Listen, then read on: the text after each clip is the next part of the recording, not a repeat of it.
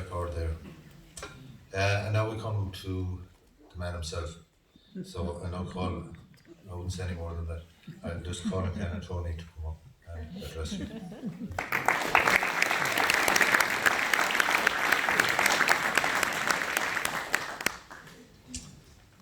I was just looking around and thinking that I think the last formal occasion that I was in this hall and this setting was on the 4th of May 1973, where the Archbishop was present as there is this evening. Formal occasion was the opening of the restoring of this hall. And of course, a lot of water has gone to the Mall since then. But this magnificent setting this evening and the restoration work that is done is an enormous tribute to all the work that has gone into it and the great support of this community and the tremendous asset it is now for everybody and for visitors, and managed so professionally and with such an imagination by Rosie and her team. So that is a step this evening in memories. On Monday, and it was last Monday, 3 weeks, it was the 30th of September, the steps to the summit was left down to the printers, as I would always call it, Joe Berry's establishment on the Golf Course Road. And be honest, the sense of relief was great. So I hit off for Omey. I don't know if you know, but Omey Island is off the coast in my home area, where my parents and my family are buried. And it's tidal, and it's an unusual place for a cemetery. But I think in a very real sense, it's a very symbolic place for us to lay our dead to rest. And it's a place really where I often seek out, and have been over the years, maybe for a recovery day in my life, just to get away and to come into a setting that is very special. And they're sitting on a sandy hump of grass beside the cemetery. I was just thinking and looking out over the sand and the ocean and the trout bends in the background and all the granite rocks around the place, and the silence that was there, you could almost hold in your hands. And always there is the cry of the curlew in the background. And I find that in that setting and in that peace and in that, it does something to refresh my spirit. And the flowing waves that have parted for this few hours gives a whole sense of an extraordinary place in that part of the world. And I go there to say a few prayers, to let memories flow and to allow the stillness to seep into my own heart. But I remember on that lovely afternoon, you could almost be absorbed in the silence in that setting. And I recall that a man from that little island was named Bernard Burke, and he was a priest in this parish from 1821 to 1861.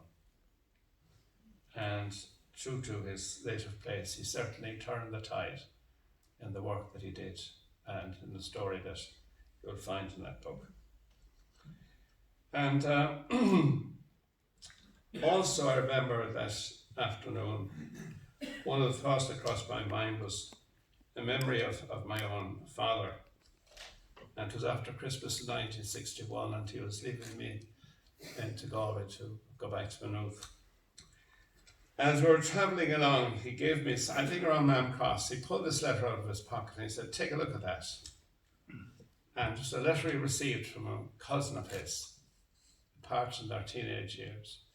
And he had gone to San Francisco. And they had linked up again, and he received this letter from him. It was beautifully typed out. And I read it, and he said to me then, he said, I'm showing it to you not so much for the story that's in it, but for the way that it is presented. M.J. King, Franklin Street. And as we parted, he asked me if I could type. And I told him that I had tried a few years earlier on, but I'd given it up. But he said, take it up again. Take it up again. And as we parted, he said, give me £25. He said, that's a gift. Buy yourself a second typewriter and teach yourself how to type. And I can honestly say that I went back and really out to honour his gift and to honour him, I gave about half an hour in St. Mary's each morning for about 3 months. And these were cold mornings after Christmas in Maynooth. And I was hammering away with F, G, the old typewriter. Needless to say, my father would not be pleased if I was using that as a mantra in support of Fine Gael. However, I can honestly say this, that Steps to the Summit would never have happened without his intervention. And for the steps that I have taken in my life, I would like to dedicate this book to him and to my mother, and indeed to all the fathers and mothers who are in the story of Steps to the Summit. I think that as we remember this evening, so much that links us in the shadows and beauty and the setting of the wreath, I'd like to see that there's the record of all who have roots in the shadows of Crowpatrick, this parish, surrounding area, Clare Island and Innistark. The women and the men who gave some years working as lay missionaries beside them. The parents of all the religious and the priests, the Mercy Sisters, Christian brothers, for their dedicated service and for the extraordinary contribution that they have made to generations here. And with them, all the priests who served in this parish over the years, to take a moment of appreciation and thanks for all that they did. And to all of them who answered that call, we know that they were called in a way. God works in extraordinary ways. They were called through the example of parents, the influence of families, the dedication of teachers, and the spirit of their own local communities. From Boris to Morris, from Derrymore to Derrygorman, Innistark and Clare Island, they gave their lives, crossing boundaries, changing hearts, and creating a better future for generations. For myself, I can only say that the research over the last 2.5 years for this book, while there are times it certainly tested my patience and my imagination, it certainly enriched my appreciation of people living in the shadows of Crowpatrick, and where I now had lived over 30 years of my own life. But it also has deepened my gratitude and my appreciation. It certainly has refreshed my faith and has inspired my life. So I say thanks this evening to you who are all part of that story. Thanks to you for that precious treasure.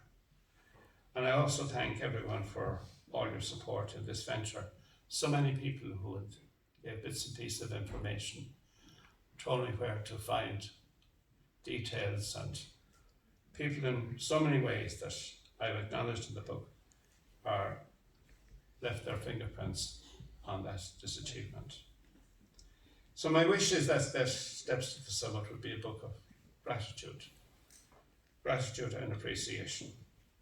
And certainly my hope and my earnest prayer in this month of October, which is a special month called for Pope Francis calling the whole church to a deeper awareness of our baptismal call, and that the glimpses of the lives of the people that are recorded will inspire others to walk in their footprints.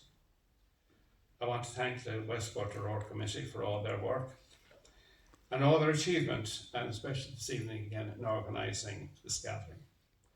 And my sincere thanks to Rosaline and her team for all their work and their graciousness. She has made this Town Hall Theatre a huge asset to the local community of Westport and to so many visitors. I would like to say a word of thanks and appreciation to Bishop Michael for his interest, for his support, and for being present with us this evening. And to Mary Angela as well for her dedicated service as part of that inspiring team that I've worked over the years in the Westport Aurora Partnership. As I was coming in this evening, a lady asked me, well, what's next on the agenda? So I am now planning to take the kind offer. Kevin Barrett is a noted musician, and he's going to help me to face a new challenge and a lifelong ambition that I haven't yet achieved, and that is to learn how to play tin whistle.